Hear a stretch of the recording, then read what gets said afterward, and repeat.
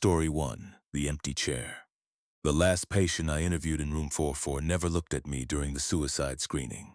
She kept her eyes fixed on the empty chair across from her, nodding slightly, as if someone there was answering before I could ask. When I told her the room was empty, she frowned with the kind of polite concern people use on children and the very old.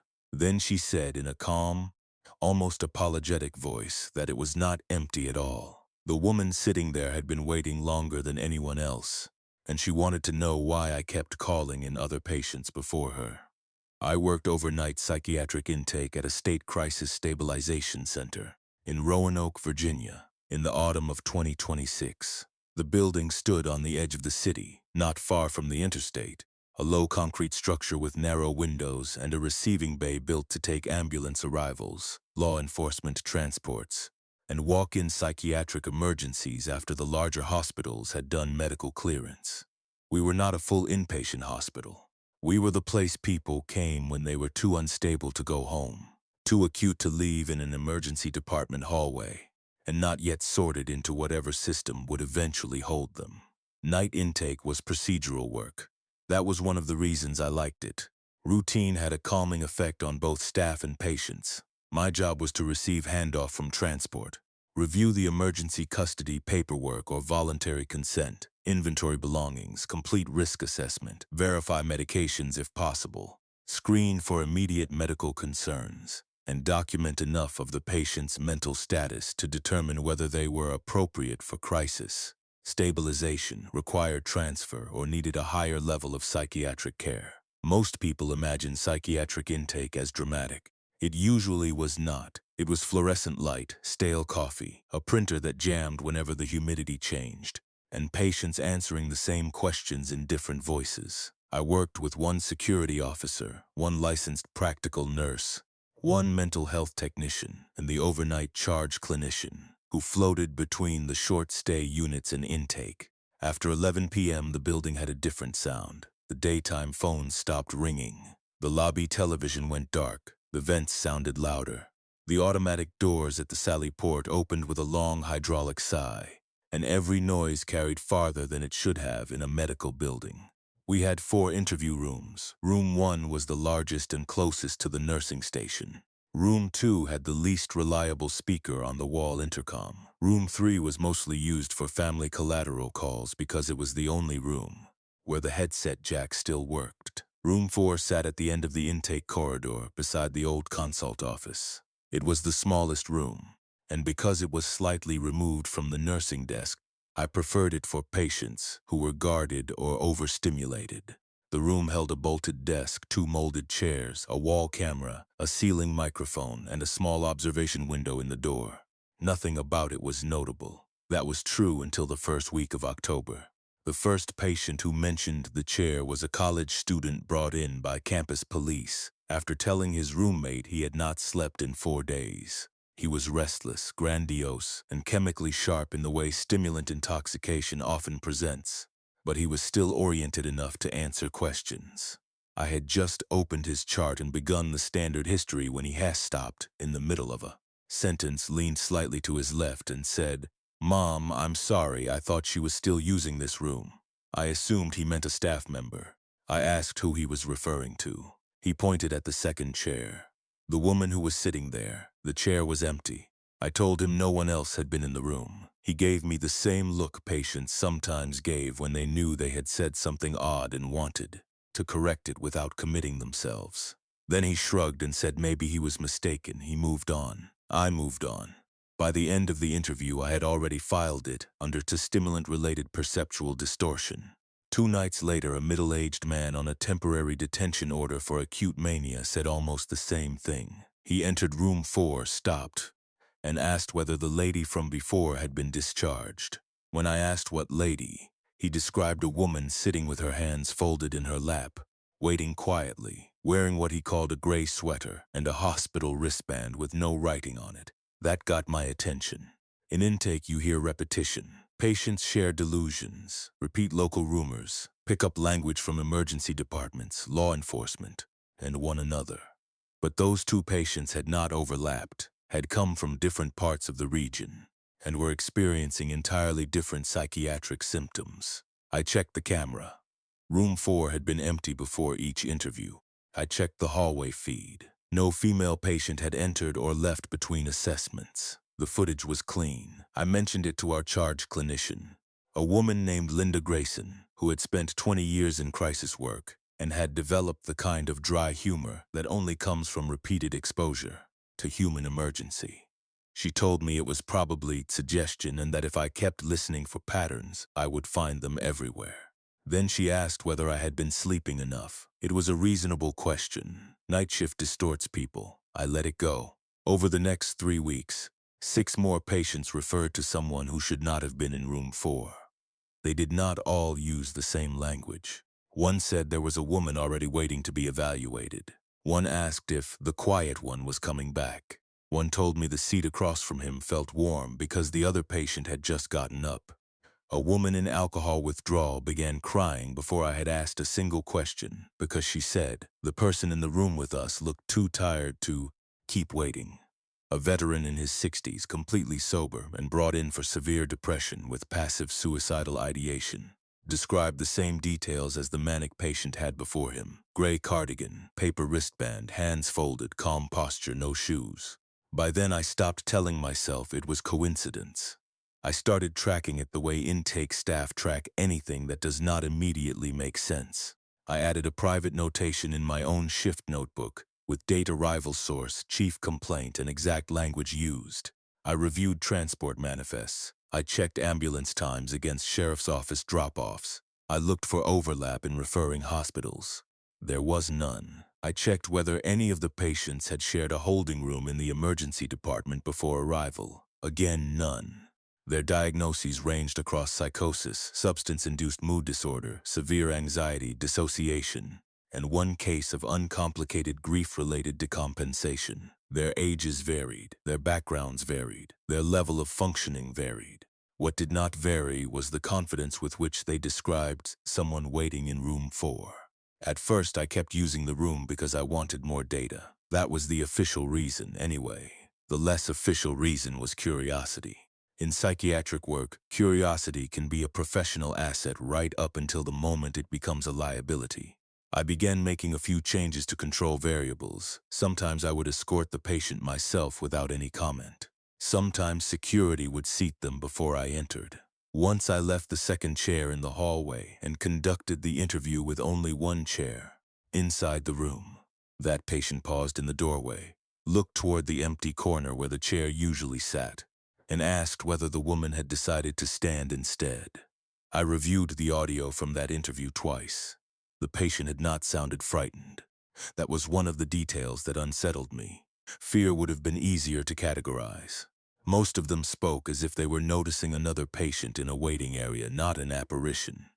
A few were mildly annoyed on her behalf. 2 expressed sympathy. One told me I should probably see her first because she had been there for a very long time. Around the end of October, I spoke to building maintenance about swapping room 4 furniture under the pretext of a cracked chair leg. The chair was removed. A nearly identical molded replacement was bolted down the next day. That night, a voluntary patient from Salem sat in the doorway and said, before I had introduced myself, "It's not the chair she's attached to, if that helps." I asked him what he meant. He rubbed both hands over his face and looked embarrassed. "I mean the woman. She was in here when they walked me past earlier. Now she's in there." He pointed toward the observation window in the door. I thought maybe she was staff until I saw the wristband. That was the first time anyone indicated movement. I checked the hall camera from the moment he arrived. He had not been walked past room 4 earlier. He had come in from the Sally Port, turned right, and been held in triage. He had never had line of sight to that corridor until I escorted him there. I began to spend part of every night reviewing older admission files. Crisis centers accumulate partial records the way basements accumulate damp cardboard. We had paper archives from before the fully integrated electronic system, loose binders of temporary detention orders, photocopied face sheets from hospitals that no longer existed under the same names, and incomplete packets from transport agencies. I looked for unidentified female admissions. I looked for elopements. I looked for incidents involving room 4. I found nothing for almost a week. Then, buried in a box of maintenance reports and room reassigned from the previous year, I found a single-page incident memorandum. It was not a clinical document. It was a facilities note about a power interruption during an overnight thunderstorm in late November of 2025. The note stated that intake interviews had been temporarily paused after a female party in consult room 4 remained unaccounted for, following restoration of interior lighting. The line should have been simple enough, but the wording bothered me. We did not describe missing patients as female parties. Security wrote female subject or patient. Administration wrote individual. Female party sounded like someone trying not to commit to what had happened. There was no attached patient name. No incident number I could trace to a complete report. No follow-up. I took the memo to Linda Grayson. She read it, frowned, and said she vaguely remembered a strange shift during a storm the previous year. But she had been covering the short-stay unit, not intake. She thought someone had walked off during a transfer, though she was not sure. When I asked who had been on intake, she named a specialist called Erin Doyle. Erin had resigned in January. I found her number in an old contact sheet and called on my meal break, fully expecting it not to work. It did. She answered on the 4th ring, with the tired caution of someone who thought I might be a debt collector. When I introduced myself and mentioned room 4, there was a pause long enough that I checked to see if the call had disconnected. Then she said, very quietly, "Did you close the door when you interviewed them?" I asked what she meant. "Did you close it all the way?" she said. "Or leave it cracked?" I told her I usually closed it. Another pause. Finally, she said that during a storm the previous November, law enforcement had brought in an unidentified woman on an emergency custody order. After she was found walking on the shoulder of the interstate in hospital socks, no identification, no family, no previous records attached. Erin said the woman had been calm, cooperative, and oddly patient, which in that context had struck her as more unsettling than agitation would have. Erin started the intake in room 4. During a building power fluctuation, the overhead lights cut out for less than 10 seconds. When backup power came on, the woman was gone. I asked whether the camera had caught her leaving. Erin said there was no footage. The camera in room 4 had gone dark during the outage and come back online, showing the room empty. Security searched the building, sally port, parking area, and perimeter fence. No one found her. No admission packet had been completed because Erin had not yet entered identifying information. The woman's temporary paper wristband had been printed blank due to the same power interruption. "What did she tell you her name was?" I asked.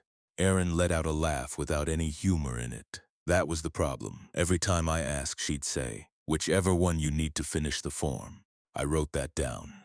Erin told me something else before she hung up. She said that for about a month after the incident, patients kept asking who the woman in room 4 was. Administration had brushed it off. Then Erin started hearing the wall intercom click on in the corridor when no one was calling. Once, around 3 a.m., she heard a voice from the dead speaker in room 2 say, clear as anything, "Next patient, please." She resigned 3 weeks later. After that conversation, I requested a review of the archived surveillance server. Our security officer, Malik Turner, helped me pull camera footage from the date of the storm. The video quality was poor, and several files were corrupted around the outage window. But one short clip from the intake hallway survived. It showed Erin escorting an adult female into room 4 at 11:46 p.m. The woman's back was to the camera. She wore paper scrub pants, an oversized gray cardigan that did not look like hospital issue, and no shoes. Erin entered behind her and closed the door. 9 seconds of static followed. When the image returned, the hallway was empty. The door to room 4 opened a few seconds later, and Erin stepped out alone. I asked Malik to freeze the frame just before the outage. The woman had been turning her head slightly toward the hallway camera. The resolution was bad enough that her features should have blurred into nothing. Instead, I had the distinct impression of recognition.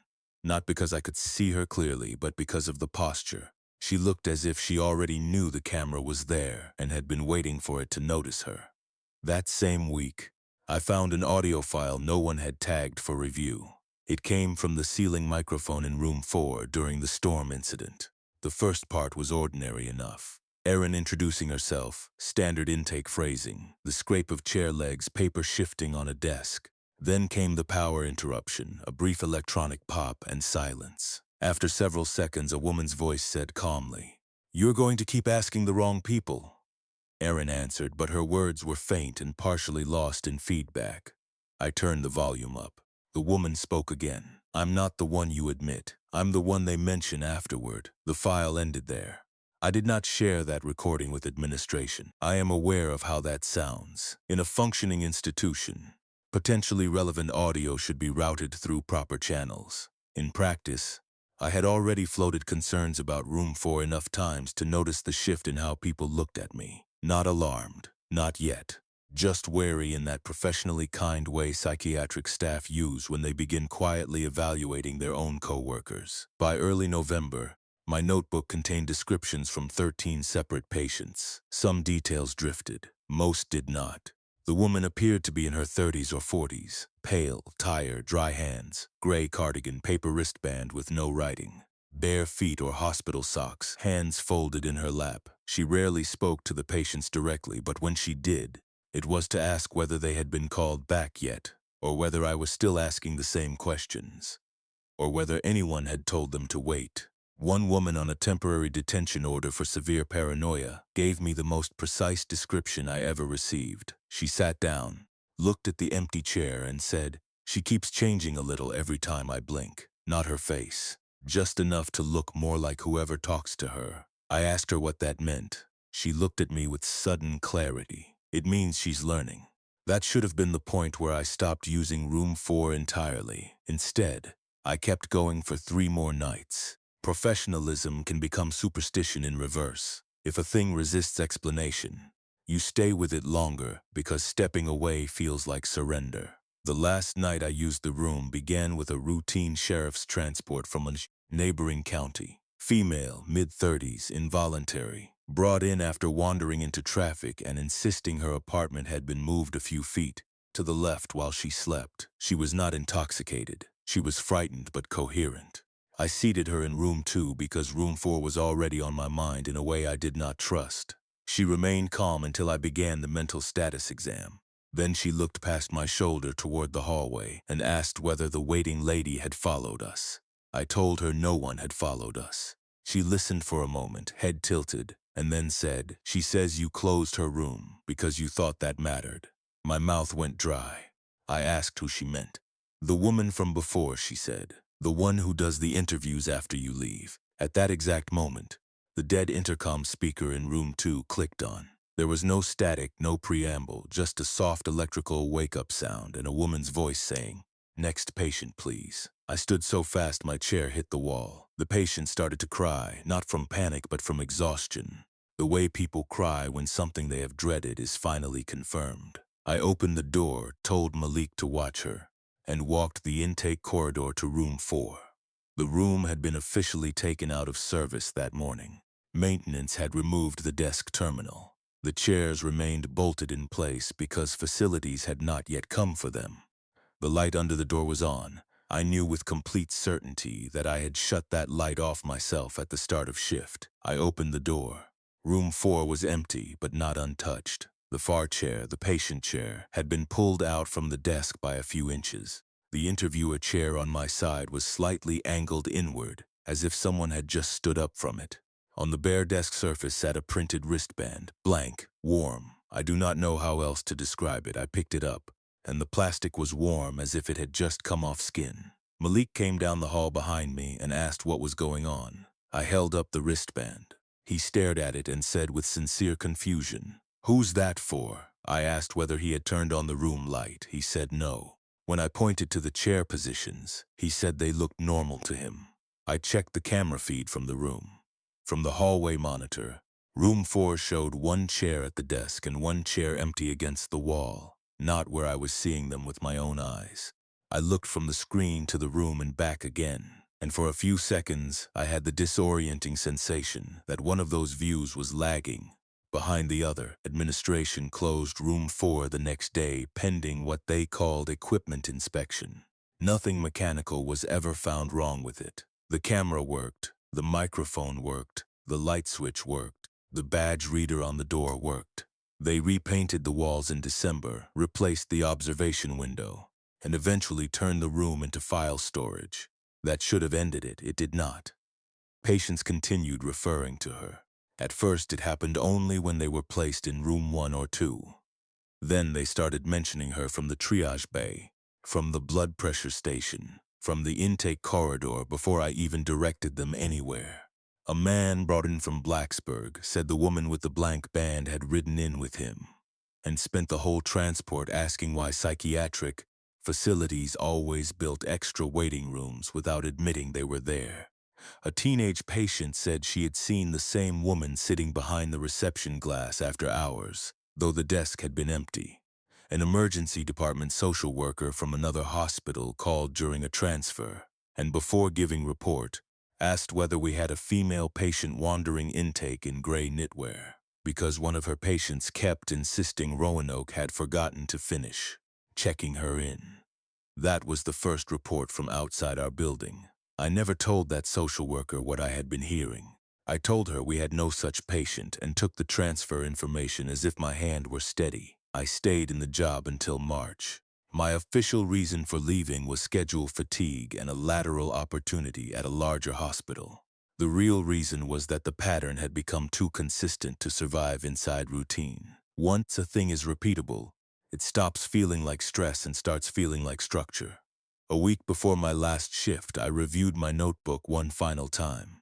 Across months of interviews and unrelated diagnoses, one statement appeared in different forms, often enough to qualify as more than coincidence. She had been waiting longer than anyone else, not trapped in room 4, not tied to one building, waiting inside the process itself, somewhere between being observed and being entered into the record.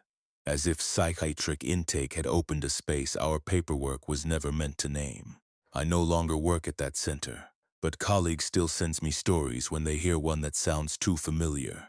A patient in Bristol, another in Lynchburg, one in an emergency department across the state line. Different buildings, different staff, same description, same paper wristband with no writing, same complaint that someone else had been taken back first.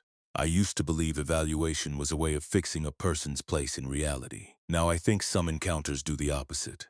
They create a vacancy, and something patient enough learns to sit in it. By the time I left Roanoke, I was no longer wondering who had once been in that chair. I was wondering how many rooms like it already existed, waiting for the next professional to call in a stranger and ask them what they saw. Story 2. The Last Restraint Order. By the time I found the final restraint order, the storm had already taken the outside world away from us. The windows on Cedar 6 shook in their frames. The backup generator had been cycling hard enough to make the medication room lights flicker, and the unit census board no longer matched the number of meal trays we had received. I was standing at the nurse's station, with rainwater drying on my scrub sleeves from a leak in the east hallway, when the printer spit out a physician. Order for a patient I could not place. Continue 4-point restraints, it said. Face-to-face completed, renew for another 4 hours. The signature line belonged to a doctor who had been dead for 3 years. I was a psychiatric nurse at a county behavioral health hospital in Shreveport, Louisiana, during hurricane season in 2025. The county facility sat inland enough that people outside the region assumed storms were a coastal problem. They were wrong. We did not get storm surge where we were, but we got everything else. Power instability, flood warnings, road closures, transfer delays, staffing shortages, and the kind of exhausted institutional improvisation that turns a 12-hour shift into 18 before anyone has time to argue about labor law. Cedar 6 was a locked adult acute unit with 20 beds, 2 seclusion rooms, 1 comfort room that no one found comforting, and a central nurse's station protected by thick safety glass that made every conversation faintly accusatory. On paper, the unit was designed for short psychiatric stays: acute mania, psychosis, severe depression, substance-related decompensation, suicidal crisis, intermittent aggression. In practice, we held whoever could not safely go anywhere else. During storms, we held more. I had come on at 6 in the morning and should have left at 6 in the evening. By 4:30 p.m. administration informed us that roads south of the parish line were closing, and the night shift was running short. A storm lockdown was initiated for the inpatient units. No routine discharges, no non-essential transports, skeleton staffing. Paper downtime packets placed on all nursing desks in case the electronic charting system failed. I called home, told my brother to check on my dog, and settled in for a double shift. There is a particular fatigue unique to psychiatric nursing during a lock-in event. It is not just physical tiredness. It is the strain of maintaining rules for people who can feel, often more acutely than staff, that the building has become cut off from consequence. Patients who tolerate limit setting under normal circumstances begin testing doors, routines, medication times, and one another. The unit becomes more sensitive to tone. Staff speech gets shorter. The ventilation carries a wet smell from clothes drying near utility closets. Everything seems 1 degree too loud, including the silence between alarms. My shift started ordinarily enough. Morning medication pass. Glucose check for our diabetic patient in room 8. One loud argument over whether powdered eggs counted as real eggs. One escalation from a patient detoxing from methamphetamine who wanted to leave against medical advice, despite being on an involuntary hold. By late afternoon, the wind had intensified, but the unit was stable. I gave evening meds early, checked the emergency restraint packet in the lockbox, verified our intramuscular backup medications, and made sure the paper flow sheets were stacked in order. For people outside healthcare, restraint paperwork sounds bureaucratic. It is. It is also legally and ethically serious. On our unit, if a patient became an imminent danger to self or others unless restrictive interventions failed, any use of physical restraints required a physician order, documentation of precipitating behavior, a face-to-face assessment within the mandated window, frequent nursing checks, circulation monitoring, toileting, hydration, and clear release criteria. Every line mattered. A bad restraint packet could end careers and lawsuits alike. Because of that, nurses pay attention to those forms in a way outsiders sometimes mistake for obsession. The first thing that went wrong was small enough to ignore. At 7:10 p.m. while reconciling evening charting, I found a restraint order in the paper rack for a patient named Leon Vance. Continue soft 4-point restraints for violent behavior. Monitor respiratory status. Renew in 4 hours. I stared at the name, expecting memory to catch up. It did not. There was no Leon Vance on Cedar 6. I checked the census. 19 occupied beds, all names familiar. I checked the emergency department hold list in case a pending admission packet had printed to the wrong unit. Nothing. The order had our unit header, our date, our time, and what looked at first glance like the signature of Dr. Harris Bell, a staff psychiatrist who rotated evening call. Except it was not Harris Bell's signature. It was Nathan Vale's. Dr. Nathan Vale had died in 2022 after a stroke. I knew that because older nurses still used him as a reference point when arguing about policy changes. Vale never would have allowed that. Vale charted like a prosecutor. Vale was hell on incomplete restraints. He had become one of those dead physicians who remained institutionally alive through habits and complaints. I assumed the order was an old form mixed into the downtime packets. I crumpled it halfway, then stopped. The paper was warm from the printer.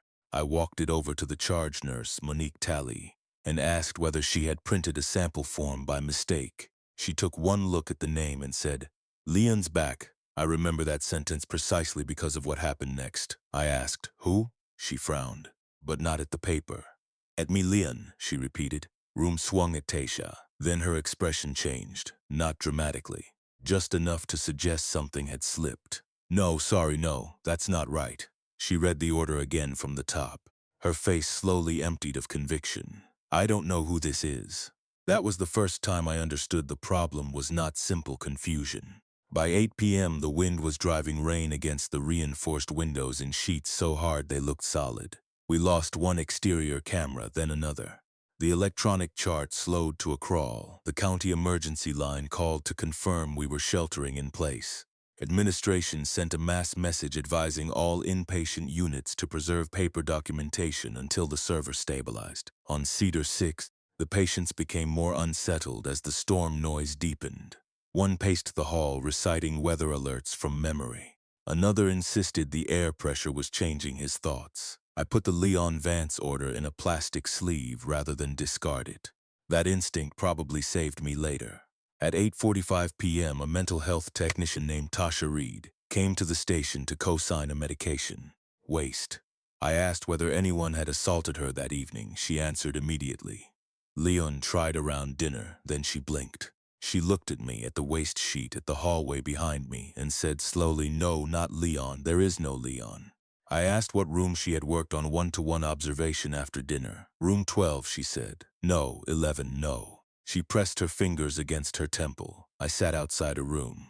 I know I did. I checked the bedboard. Room 12 had been unoccupied since noon after a transfer to a medical hospital for dehydration. The room was cleaned, stripped, and empty. I had personally signed off on environmental readiness. I took a flashlight and walked down to verify. The door was locked open. As we kept empty rooms between admissions, the overhead light was off. The mattress was bare except for the standard vinyl cover. Yet the room smelled faintly of fresh sweat and restraint straps, a smell anyone who has worked acute psych knows immediately. The disposable meal tray on the built-in ledge was gone. I had not noticed it was ever there. When I came back, the printer produced another order. This time it was a nursing note. Patient remained disorganized after release trial. Reapplied restraints due to renewed threat posture. Nurse initials at bottom. My initials, I had not written it. My handwriting was close enough to pass at a glance, but not mine. The loops were tighter, the pressure lighter. Someone had imitated a tired version of my charting hand. I showed it to Monique. She said it looked like mine. Then she said maybe I had done it during the dinnertime code gray and forgotten. Then she went pale and admitted there had been no code gray at dinner. Staff memory was beginning to behave like wet ink. I stopped discussing Leon aloud after that. Instead, I started tracing what the paperwork itself was doing. Our medication dispensing cabinet kept a separate override log whenever the network lagged. I pulled the drawer history for emergency intramuscular medications. At 6:52 p.m., haloperidol, lorazepam, and diphenhydramine had been removed under my user code for patient-specific administration. Witness cosign. Tasha Reed. I had no memory of it. Tasha had no memory of witnessing it until she read the printout. Then she said, "Right." He spit at us afterward. She took 2 steps back from the paper as if it had become hot. "No, sorry, that's not real." I asked if she could describe him. She could not. Not clearly. Male maybe. Thin, quiet until he was not. Dark hair or shaved head. She kept contradicting herself. The only detail she held on to was that he had watched staff like he knew the chart before we did. By 10 p.m., the electronic record had degraded enough that we shifted to full downtime charting. Paper medication administration sheets.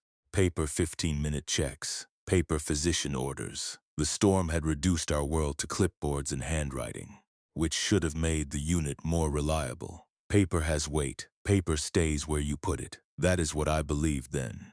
At 10:20 p.m., I audited the 15-minute observation sheets. There, between entries for our actual patients, was room 12, resting in bed.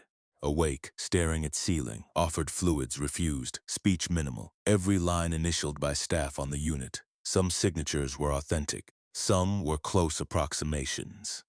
None of the people I confronted could tell me with confidence whether they had written them.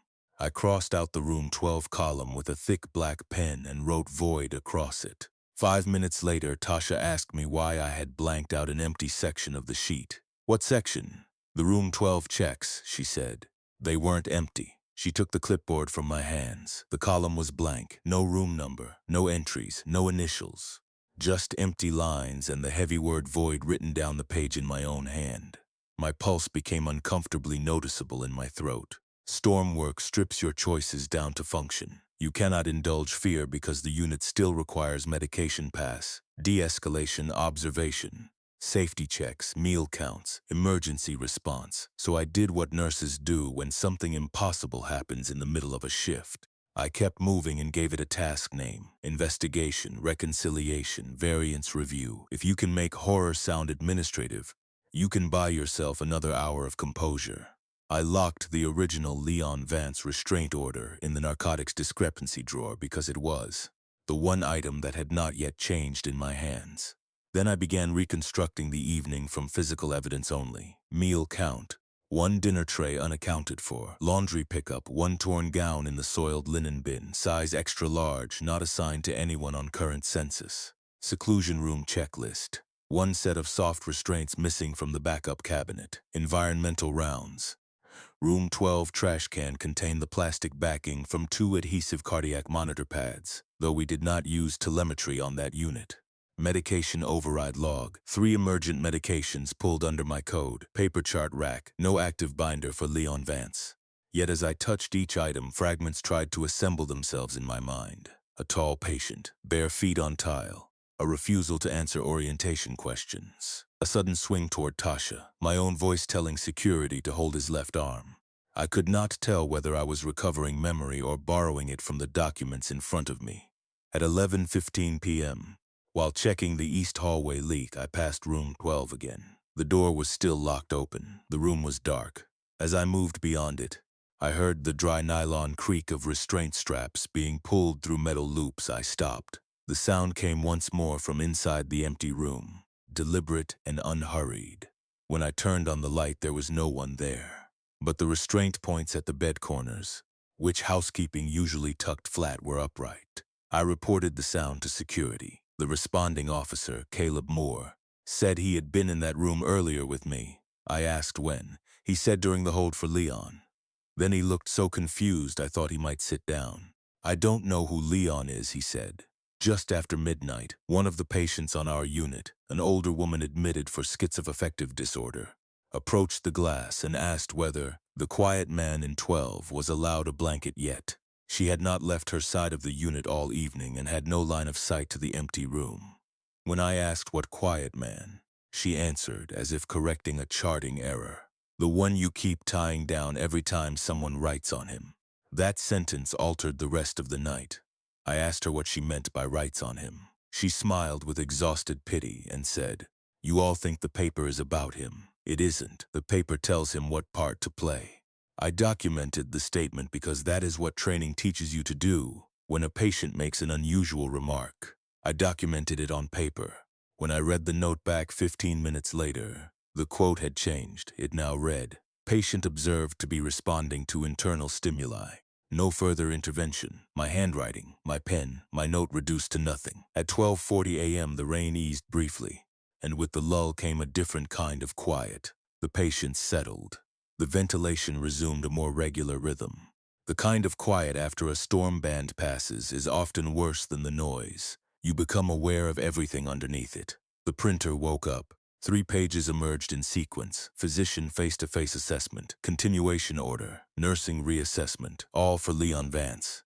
All with current times, all signed by Dr. Nathan Vale. The physician note stated patient remained confused, combative, and fixed in the belief that staff identity had been altered. It described him as a female nurse in her 30s, who was directable only in brief intervals. I read that line twice before my brain accepted it. The patient name on the form was still Leon Vance. The narrative content was me. Age, approximate height, hair color, unit role, speech pattern. Even the note that I kept touching the right side of my neck when anxious. The order recommended continued restraint due to impaired insight and ongoing refusal to acknowledge admission status. I felt the back of my neck go cold. Monique read the note and said, in a careful voice I had only ever heard nurses use with frightened patients, "Megan, sit down for a second." That was my first warning that the chart was moving faster than I was. I asked her who she thought I was. Her face tightened. She answered too slowly, "You're Megan." Then, after a pause that told the truth, she added, "I think." I went to the staff bathroom and locked the door. On the inside of both wrists were faint horizontal pressure marks, reddish-purple under fluorescent light, the kind left by soft restraints after several hours. I had not noticed them before. My scrub top had a tear at one cuff. There was dried adhesive residue on my upper chest where monitor pads might have been placed and later removed. I stood at the sink trying to line up evidence with memory and failed. A proper explanation existed, I told myself. During a unit emergency, I could have assisted with a restraint and picked up marks secondhand. The torn cuff could have come from any combative encounter. Adhesive residue might be from helping medical staff downstairs. Each explanation worked independently. None worked together. When I returned to the station, Tasha would not quite meet my eyes. Caleb had positioned himself a little too near the seclusion room keys. One of the patients waved at me through the glass and asked if I was feeling. More settled, I asked Monique for the current unit census. She slid the paper toward me, 19 names. At the bottom was Leon Vance, room 12. Involuntary admission, high assault risk, restraint episode initiated at 6:50 p.m. No Megan Doyle listed anywhere on the staffing column. My name had been shifted to the handwritten note at the bottom of the page under special precautions. Patient frequently claims to be charge nurse. I still had my badge clipped to my waistband. I still had the medication keys in my pocket. But possession and recognition are not the same thing. Institutions do not care what you hold if the paperwork says you should not have it. I pulled the original restraint order from the narcotics drawer. It remained unchanged. Leon Vance, Dr. Vale, warm printer paper. It was the only stable document I had. That gave me an idea both irrational and professionally consistent. If the paperwork was writing the unit around itself, then preserving one earlier version might keep at least part of the narrative from closing over me. I took a blank downtime packet and sealed the original order inside with medication reconciliation stickers and 3 layers of clear tape. Then I wrote across the outside, in block letters, "Do not file," for reasons I still cannot explain. Once I did that, my thinking cleared for several minutes, long enough to understand the pattern. Every time a new document about Leon entered circulation, staff memory sharpened in proportion to the note. The more formal the documentation, the more concrete the patient became. Orders, progress notes, observation sheets, medication records. Each one did not reflect care. It generated consensus. If that process kept going, either Leon would become completely real, or whoever the chart most closely described would finish taking his place. At 1:25 a.m., the storm band returned with enough force to shake the roof. Ceiling water started dripping in the East Hall again. The generator hiccuped. The printer stalled, then resumed. A final order came out. Discontinue current restraint episode. Transition patient to locked observation pending reassessment. Patient now responds to nursing name Megan when addressed directly. Signed by Dr. Nathan Vale. There are moments in psychiatric nursing when the unit atmosphere changes so suddenly that every body on the ward seems to recognize it at once. This was one of them. The pacing patient stopped pacing. The woman at the glass backed away.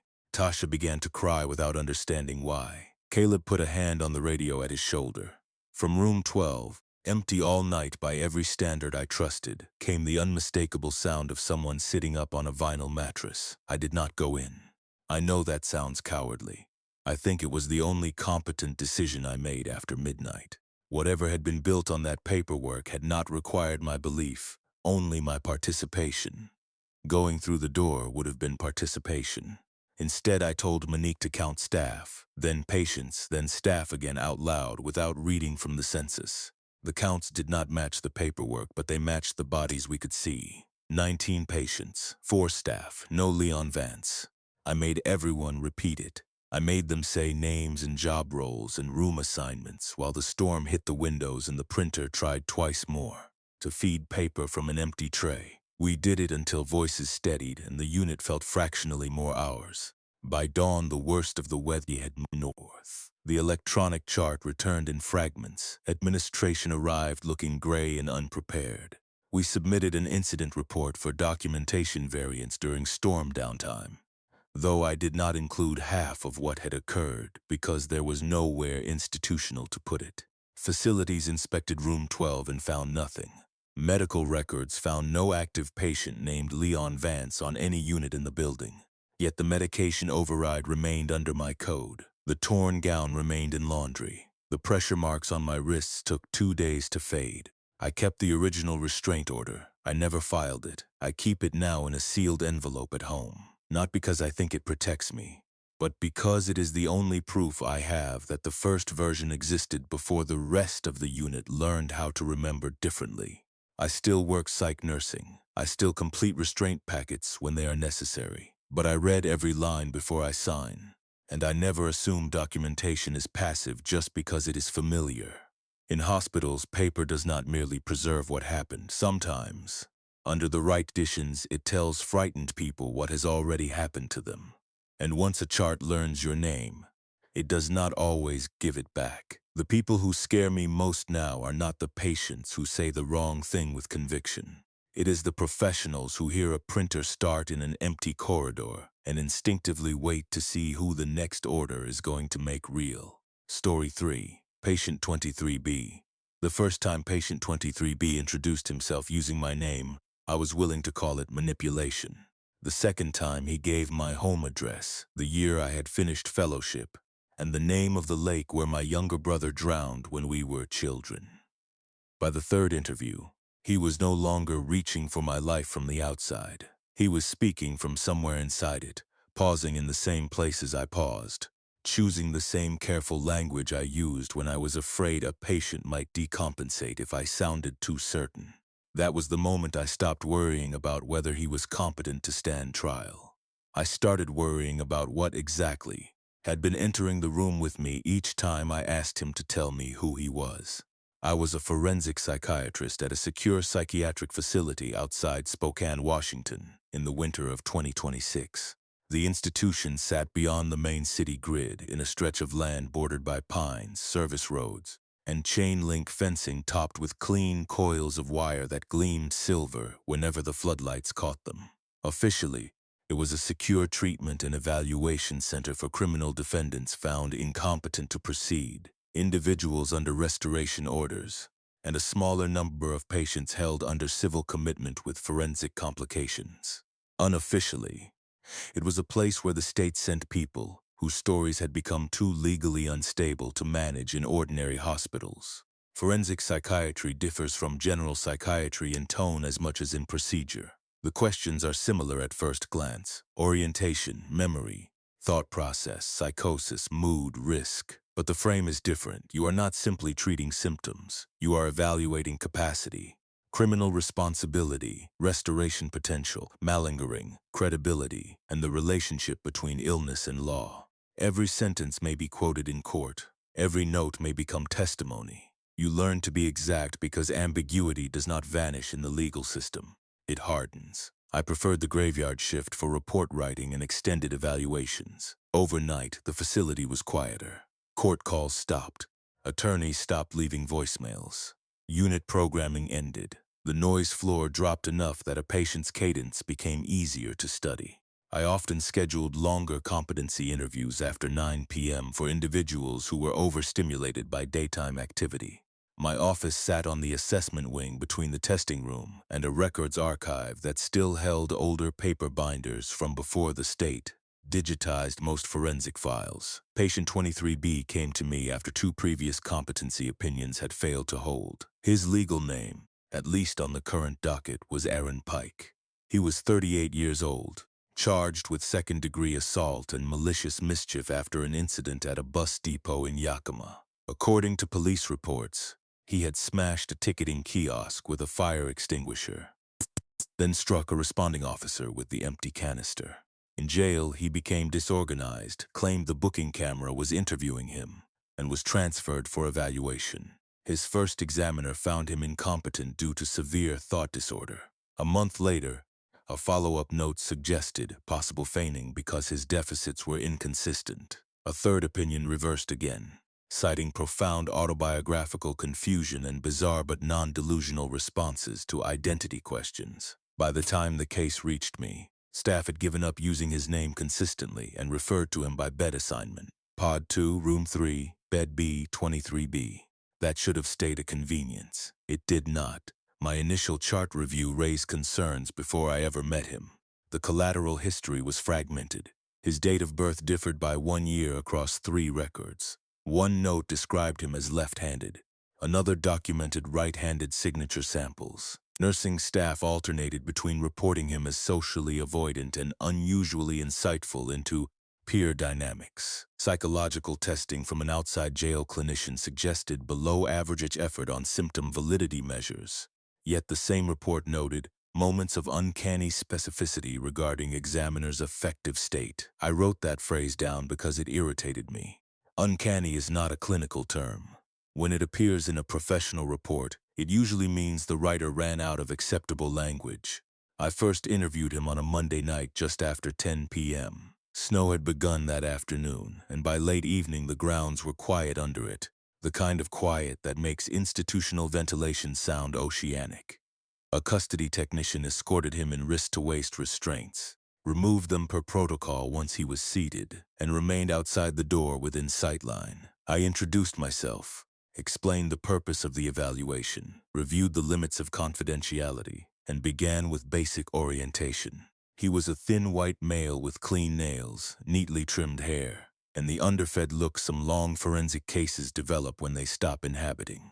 Mealtimes with full attention. His posture was relaxed, not sedated, not guarded. Relaxed in the way of someone who had either accepted the room completely or did not recognize it as consequential. "What is your full name?" I asked. He considered the question with sincere effort. "I'm between names right now. What name should I use for you today?" He looked at my credentials badge. "Dr. Grant Hollis is fine. That kind of mirroring is not rare in psychosis or personality pathology." I redirected. "What is your date of birth?" "I had one," he said. "It kept getting updated." He could not identify the current president, the year, the charges against him, the role of a defense attorney, or the meaning of a plea bargain. He failed simple orientation items and offered idiosyncratic responses to proverb interpretation. Yet in the middle of the interview, after I paused to make a note, he said, "You moved your lamp because Dana used to complain about the glare on your side of the bed." I looked up. My ex-wife's name was Dana. It was not in the forensic chart. It was not in my credentialing file. It was not public in any way that should have connected to this room. I asked him how he knew that. He frowned, almost offended by the question. "You remember it when you get tired," he said.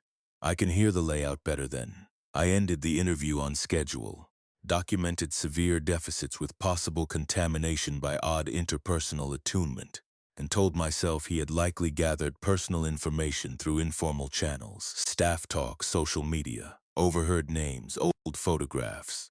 There are always routes by which patients know more than they should.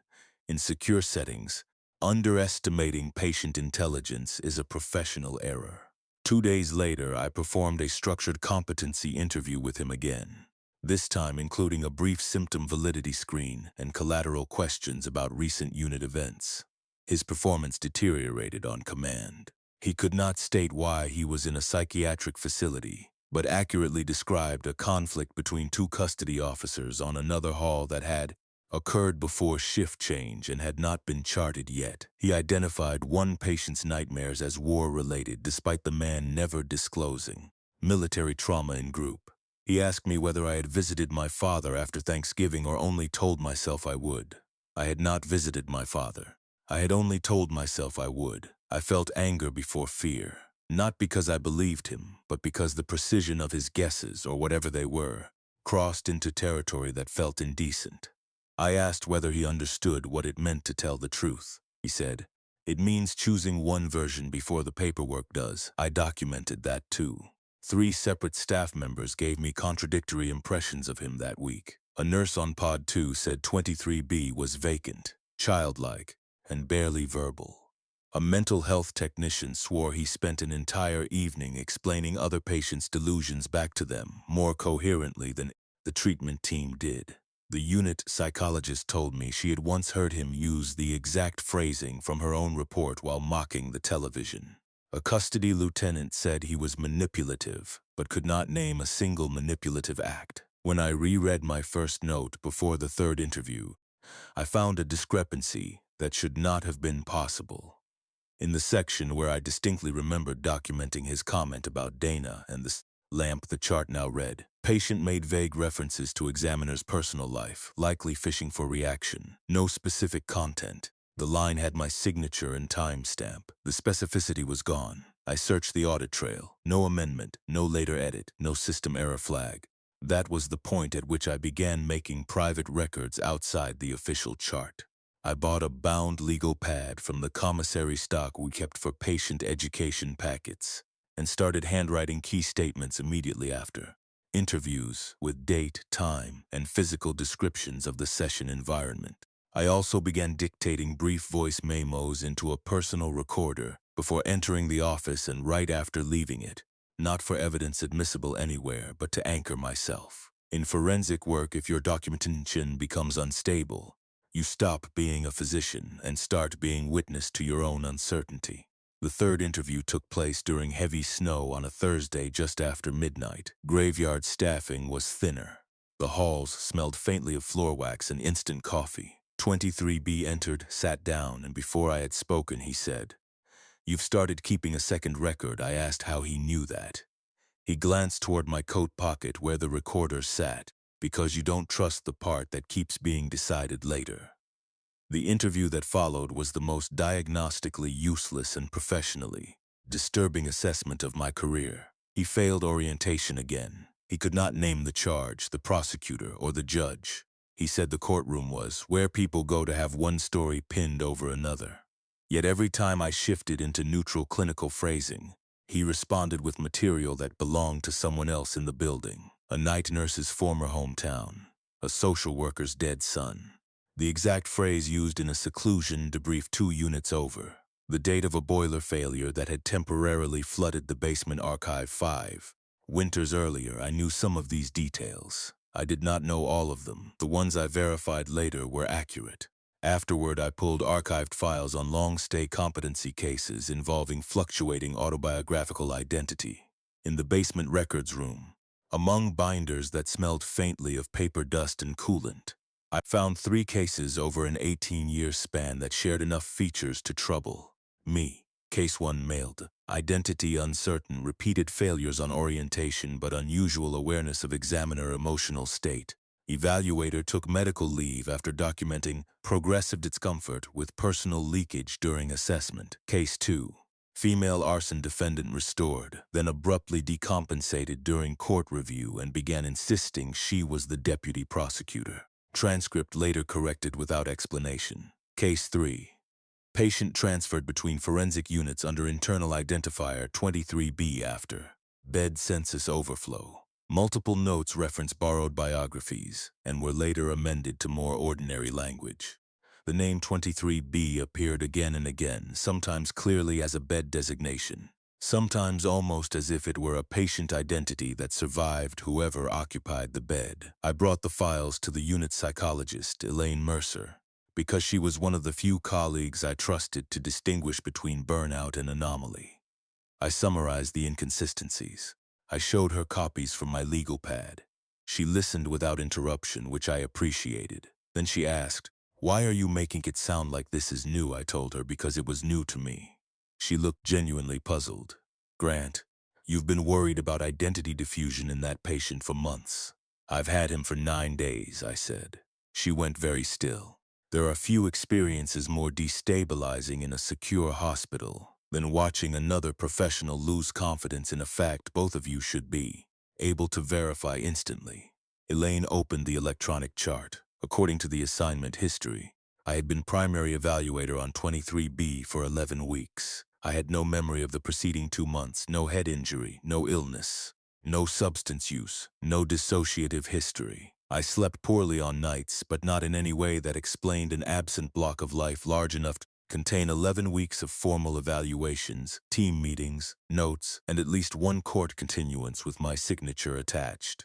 I drove home after shift in a state of narrowed concentration that felt less like panic than triage. My apartment in Spokane was exactly as I expected it to be, except for one thing. On my dining table sat a stack of index cards in my own handwriting. Each carried a date and a short sentence. "Ask him only what the law requires. Do not answer when he uses your name. Record room layout before interview. If he asks where memory goes, end session." I did not remember writing them.